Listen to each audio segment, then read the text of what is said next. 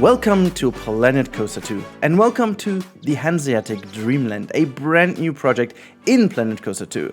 I'm Rudy Van Kimmel. In case you don't know me, I've been playing this game ever since the first game came out 8 years ago, and obviously I'm doing a series on this game now. More about this setting and the context later. But in case you want to follow along and want to see way more upcoming Planet Coaster 2 content, make sure to subscribe to the channel right now and lean back for this new wonderful episode number 1 of Hanseatic Dreamland. I'm gonna give you a bit of context now, and we go step by step through this very first build. Every good park starts with a lot of terraforming, and this is the time where I'm going to tell you this setting. We are in the Hamburg Hafen area in Germany, and the main idea is that we did buy an abandoned area of the Hamburg Hafen area in which we are allowed to build a brand new theme park. But that also means that we have to build with the context of being in one of the biggest harbors in the world and one of the biggest harbors in Europe, where obviously there's a lot going on depending on what you're looking at, but there's a lot of cargo, there's a lot of shipment, there's a lot of just traffic going on, and we are building a theme park in the midst of it. Now, unfortunately, Planet Coaster 2 only comes with 4 base maps, and so I had to settle for the normal temperate map. So in case there is something happening in the future and you're watching this video way later, I wasn't able to take anything else. But as per usual, we have been starting by layouting the area firstly a bit broader, and then later on we're gonna make this a bit more nice looking along the time, and making sure that everything looks nice as we go. So this is where the basic harbor basin and the harbor area will be, with all the small channels and so on. I was testing a lot of things. You can see I used the buses to see how wide and so on I wanted to create these canals, and then making sure that we have the nicest water in there. I didn't want to go for the cleanest water because, we're in a harbor area. It's not like cleanest always. And so that was the first step we did, and also put down obviously our little ship to make sure that this is the entrance, got rid of the normal entrance, and make sure that we do have our context as always. And once that was settled, I obviously, as always, went over to Planet Parking Lot. Everyone who has been here for the first time 8 years ago knows that we went crazy over parking lots, and so I did again. Now, I did cut out most of it, so I did not annoy you with all the stuff, but I gotta tell that with the new pathing options, it was a lot more simple to create this. There are a couple of tricks and so on. By the way, in case you want any tutorials or any other stuff regarding the game's release, make sure to stick to the comment to this wonderful channel, because there is a lot coming over the course of the next days, weekends, and so on. I've been preparing a lot of things. I will be preparing a lot of things, and also, I won't tell too much about my review or my actual opinion on the game right now, because it deserves a bit of a different context. There is a lot to talk about, not only positive things, but we will be there. We'll get there eventually. But I must admit that over the time of building in here, and as of speaking, I've already spent over 50 hours playing this game, which is ridiculous. But okay. I've been really testing it to its core, and I was really happy to bring this series to. There's a lot that this game will offer in the future, and there's a lot that we will be able to explore together in this series, and a parking lot is inevitable because I wanted to make it as realistic as virtually possible. And I will be talking about this a bit more while we go in this video. As you can see, there's a lot of concrete. We are in the Hamburg Hafen area, which means there is going to be a lot of concrete, and whatever we are going to have as planters and as nature is brought back into this area. It's going to be a rather nice looking park, so don't worry, it's not going to be barren and all concrete and like very modern kind of big old stuff. That's not the target. I really think like the budget of this park is relatively high. It's not like the highest ever, because we do already have some circumstances that we can use, and the environment, we can use these old storage holes that will be available. We can use some of the containers. We will make use of these kind of things, and you will see this already in the first episode. Oh gosh, I'm so excited to bring all of this to you, because there is so much we can talk about when it comes to this idea. I've been working on this idea for over 4 months now. And there's a lot more I want to tell you, but I can't as of now. I need to do this in a second episode. There's a lot. I will bring a special guest on the next episode. I'm not going to talk about this right now because it's going to be kept as a secret for the second episode. I'm very excited to bring this person on. So you already witnessed something that is, you know, somehow in regards to that person, but more about that, as I said, in the next episode, you know, building a bit more of excitement over here. There's a lot of parking lot stuff going on your screen right now. As I said, I already cut out a lot of things.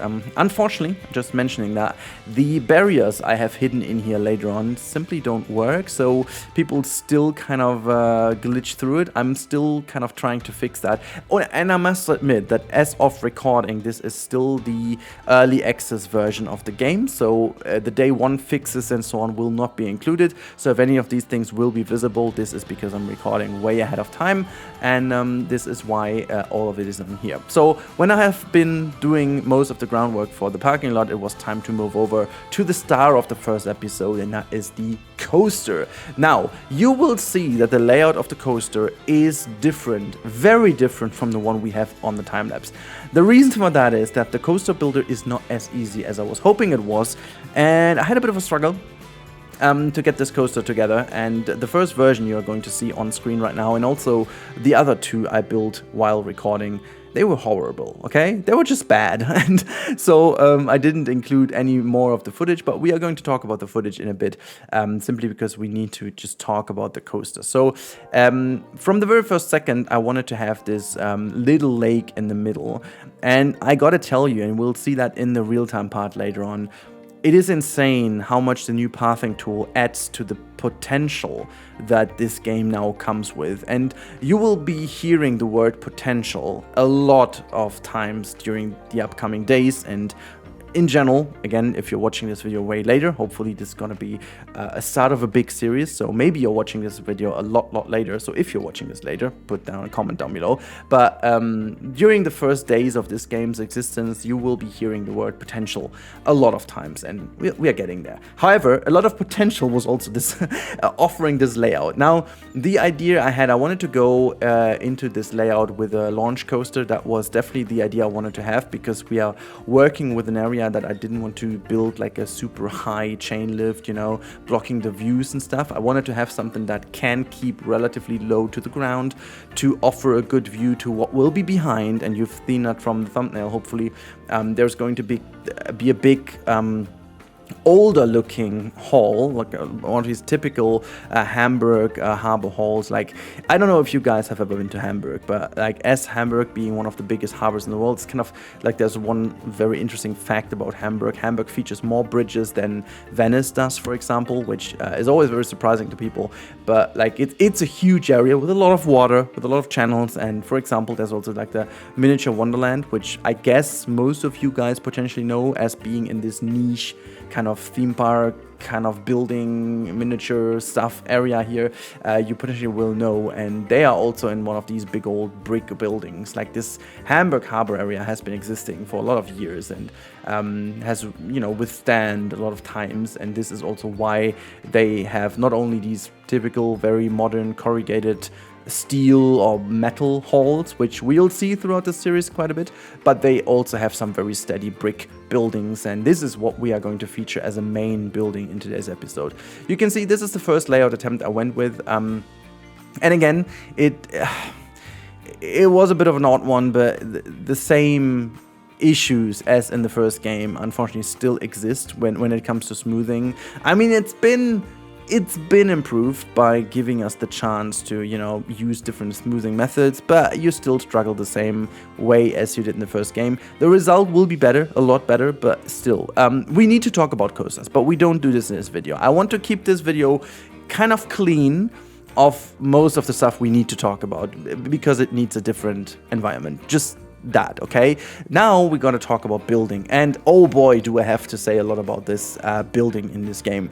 Now, this is, I can't avoid talking about this, okay? So I'm gonna start with a big praise. These scenery pieces in this game, for a base game, are absolutely mad. They are great, they are versatile, they are obviously, for the most part, scalable, which is great. And what I did over here is a technique I I basically use a lot of times when a game is new. You won't see me doing this towards the release of a new DLC. Why do you say that? That's pretty simple.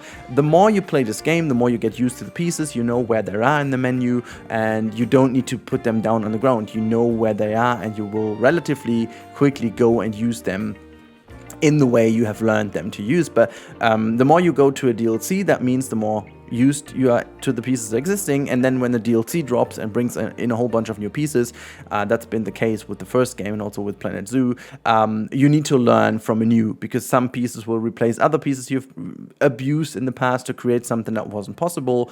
But the thing is, from all the Planet games I've played, like the first 2 games, Planet Zoo and Planet Coaster, it's been never so good already from the get-go. So there was barely anything apart from one big thing that wasn't possible. And the one big thing hit me like a thunder and lightning and everything at once, like a huge storm. When I was finishing this first element, I was looking for glass pieces. Well, there aren't any.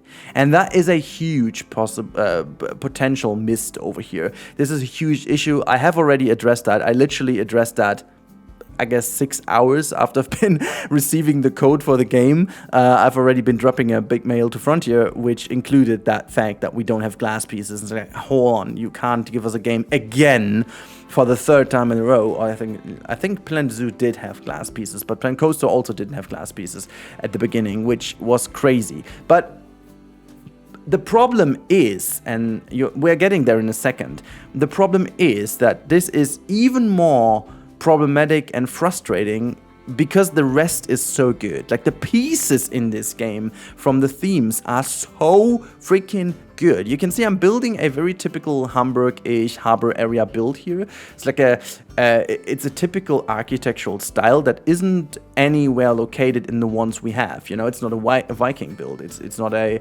aquatic build. It's nothing along the line. It's just like a very typical northern German brick building, like a Hanseatic building. And you'll see I use kind of something as glass, and this is, and as ridiculous as it may sound, but what we do have in the game is water pieces. Like, this is great. You can now build modular fountains if you want, because we have several individual water pieces that kind of create a small volume of water. So in case you've been around with Planet Zoo, you know that we've been abusing the kind of barriers to create like a little pond in order to make some little fountains. But as smaller as you got, or the smaller you got, the more problematic it got, and, you know, had some glitches in it, and they didn't become the way they should be.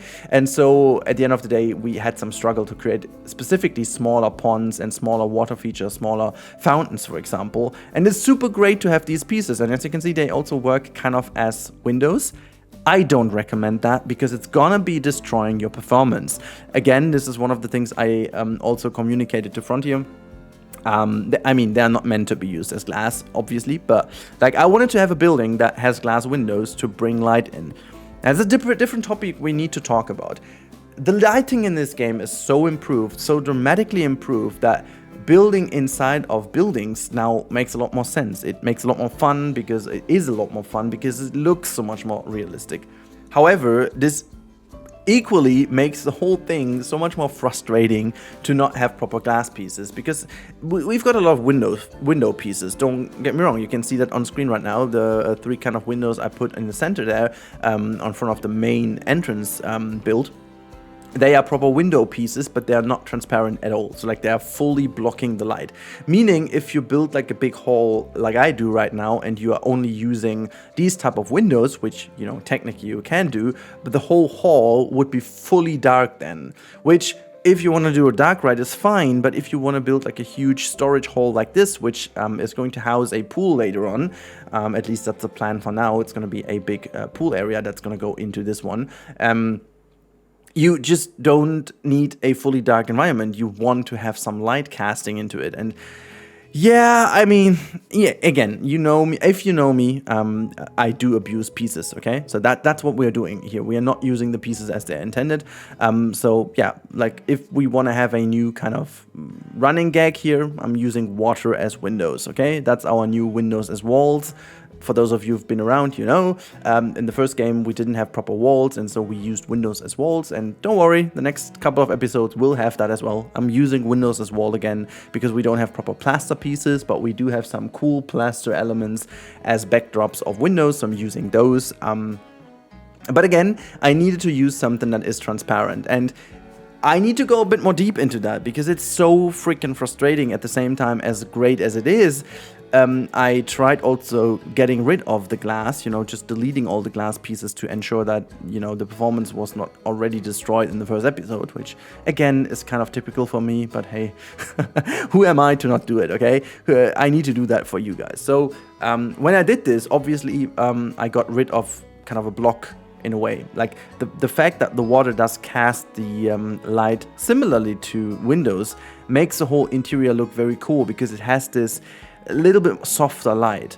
As soon as I take that out, it's gone. We have the very hard light getting into the building, so it doesn't look like an indoor building anymore, which is totally against the point I was trying to make with all these holes. And again, I decided to go for this theme because I thought, okay, that's gonna be possible in a way or not, but that's gonna be possible. And now it turns out that one of the biggest issues I'll have is having no glass pieces at the beginning, which specifically, if you will need to build a lot with these storage holes and big holes and indoor sections, is becoming increasingly frustrating as we go. But, you know, we're gonna deal with it for the first moments, and then we're gonna build up from here. I can already tell, and hopefully you guys, in case you're listening till this point in time, big thanks to all of you. Make sure to drop so many comments about what you would love to see in this series.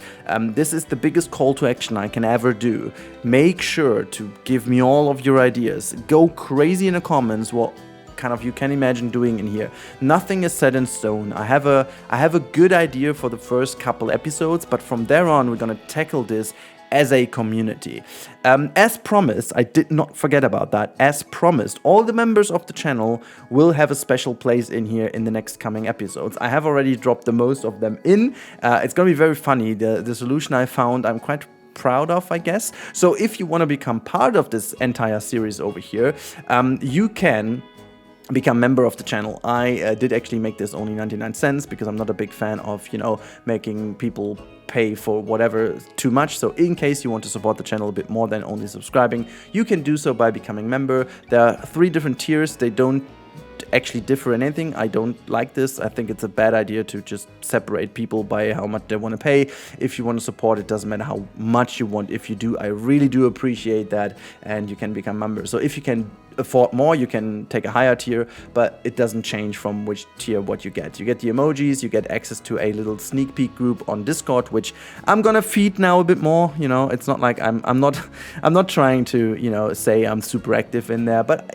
eventually you're gonna see some cool screenshots of a project I'm doing a bit earlier than others. But like, you know, I'm trying to be more, you know, a bit more on the realistic side of things. I will use this to communicate with you guys. I will use this to put your names in here. I will use this to make sure that you can make use of the new emojis we have, and potentially we'll be doing some more in the future, but it's not like you're gonna get too much. I have to be that, you know, just realistic, because I'm not a big fan of that. I don't want to be gatekeeping. It's not like that I want to have special blueprints only for you guys or so, simply because I feel like this is against my idea of the entire community. So again, just as a little intro, because that's a new series, and in case you want to know, but making sure if you become member, you will be finding a very special place in this project.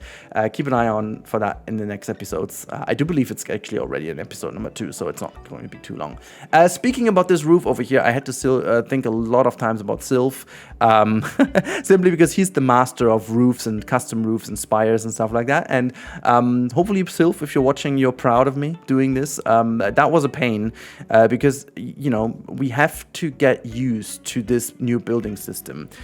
Again, I don't want to spend too much time talking about this because I will do this in different videos. The building system has changed more than just a bit.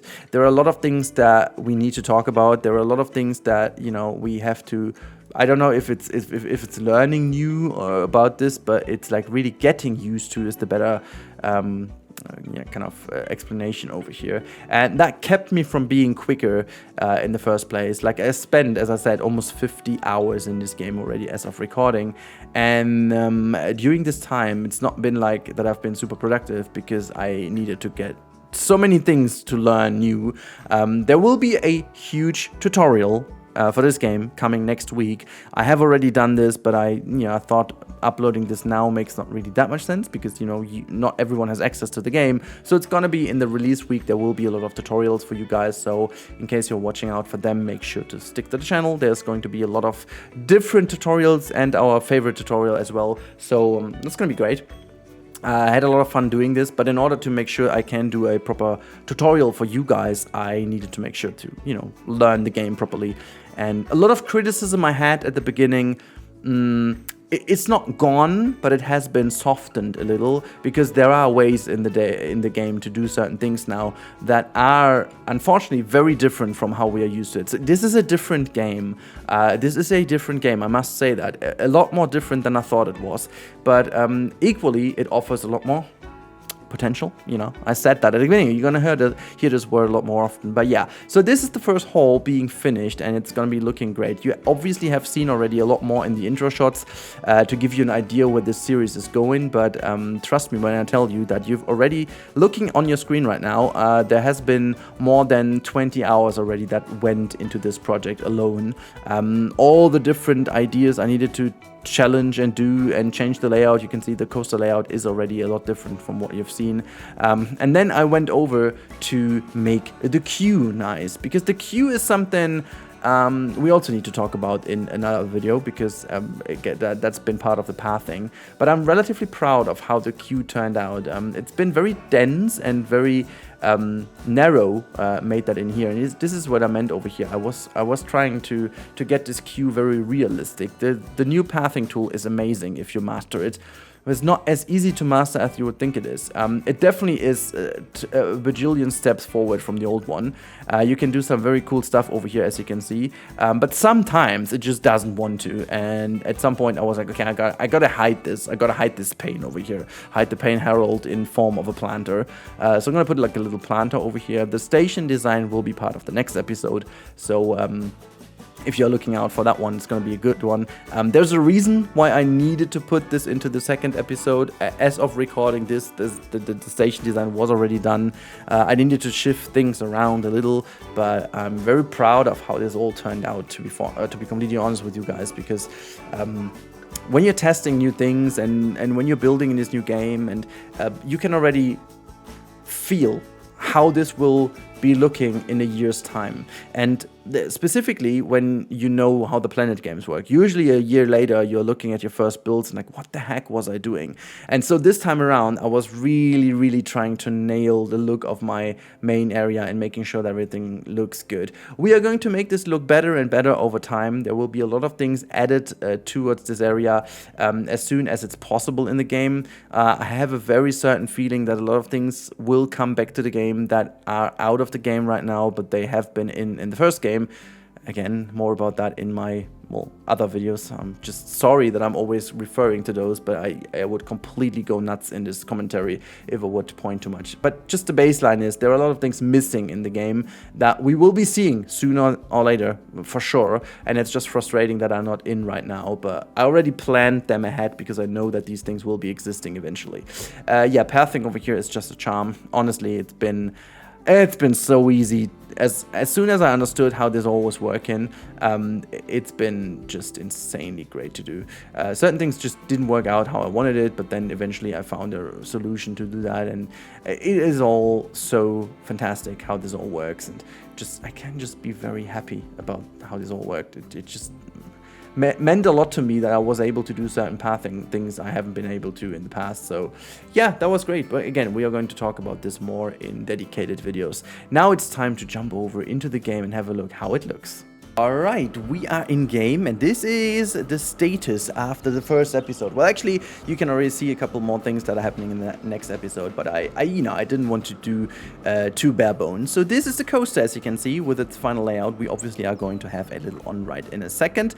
We can first of all follow the off-ride over there. You can see it's leaving the station, going into that little twist over here, and just barely makes it into that little launch section, and then it just gets enough speed to go into that roll, have a bit of a nice hang time, and then we are going to follow into this kind of helix section going over. It's actually very dense, you know, the layout is very interesting because I needed to work with the space available, and then we go over that corner and being launched into the other section. We have this very interesting roll going into a half loop, going then down below under the pathway, coming up again into another helix section, which then goes into another roll. As you can see over here, very nice pacing, I find. Then we have a wonderful airtime moment going into another roll that is followed by another kind of helix section, I want to say, and then back into the station. This whole part will be changed eventually once we have the entrance building, which is going to be for the third episode, I think it is, where I'm doing this. So it's all coming in the next couple days. You don't have to wait too long for that. And then after that, we are going to go into a bit more of a normal schedule. So yeah, one of the big new things about Planet Coaster is now the way you can build path at waterfronts. I mean, look at how smooth that is here. It's so cool that we can just literally put the path above it, and then you are having this wonderful waterfront easily created. Remember what a pain that was in the old game. And now specifically for an area like that, it is just super, super awesome. The only thing I need to do is still work around the footers here of the water, just make that a bit more realistic. At the moment they're all underwater, and I need to put some more concrete below. And then, you know, this whole section has to be worked at. You can see I'm also testing a couple of things with some containers in the background. This over here is a planter, a custom planter I made. Unfortunately, the barriers just seem not to work. I gotta find a different solution so people do not clip through. At the moment they do still clip through. And yeah, you can see this is the coaster, as I said. And we're going to move around here. I don't even know how to run. Can I run? Oh, I can. I think I run with shift. Oh my god, this was just... I shouldn't put... Oh, okay. It's just clicking shift once and then you're running. Interesting. So yeah, you can also crouch by having control, and you can even jump, which is so odd that you can jump. But this is the hall I was talking about. And I just look at the lighting in this game. It's just so good. This is what I meant. I wanted to have like this proper lighting. But you can also see how the game struggled with the water pieces as windows. It's not literally what you should do necessarily. I found a way to use now the NVIDIA DLSS feature, or is it... I'm not sure if it's the FSR I'm using, but the performance then becomes just so ridiculously better. And you can't tell the difference between the quality and the graphics of the game. You just can't. Maybe it's a tiny bit worse and not as crisp as it can be, but you know, I take that. For having 180 frames at the moment makes the whole game so much more enjoyable. But anyways, speaking of enjoyable, let's go to the ride and have one on-ride of this ride as the ending of today's episode, before we will just have a little goodbye once we are done with the on-ride. We're not going to tell you what's happening next, so yeah, I'm very curious to see what you guys say to this part. Can I actually go through? Have a clip? Oh yeah, I've got clip disabled, so I can go through here, and then we're gonna go all the way around the corner, and then let's jump in. I can't. Okay, let's see if I can do this with the next ride, because you can actually interact with the ride once it's here. So maybe we're gonna just quickly wait for the other train to come into the station. Also, I'm wondering why this one left the station. It's a little bit odd because it should have a block section. Okay, well, never mind. It worked, so whatever. So we've got that break over there, and then let's have a look if I can just quickly jump into the right. Nah, come on. There, whatever. I'm just gonna do it this way then. So let's go into the ride, and we're gonna go into front bumper and disable the HUD so we have a good, enjoyable ride. So we're gonna go into this first section over here, and I'm gonna go around the corner, and then from over here we are launched, as I said, a little bit into this hang-in moment, which is kind of cool. You get this hang time in here, and then we're going to build up some speed here into the next section. This one is a bit rough over here, but it does seem smooth, but it looks rough. And then we are launched into the more fun bit of this coaster, having a very overbanked left-hander. Need to fix the support over here, and then goes right down below here. Lighting just does magic things here. Another overbanked turn leading into this one. Yeah, this right turn is not finally done. You know, a couple of things will be fixed along the way. I have already fixed certain things into another roll, and then we're already in the last corner, last turn, going into the break, which is rough again.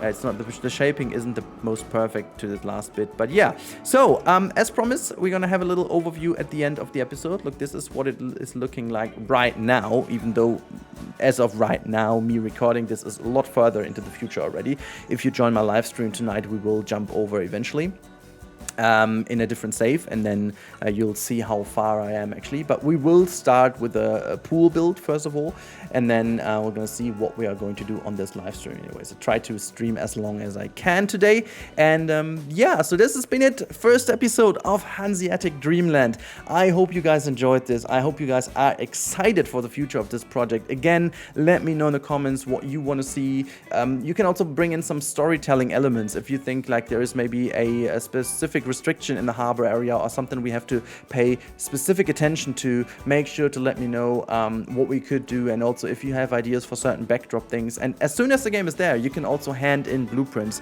for the backdrop of the harbor. So if you want to build big cranes or harbor halls or whatnot, you can do so, and I'm gonna plop them in as a backdrop. So that is also part of what you can do as contribution to this series. I am very happy that you guys have been with me throughout this entire episode, and I wish you guys the bestest of weekends.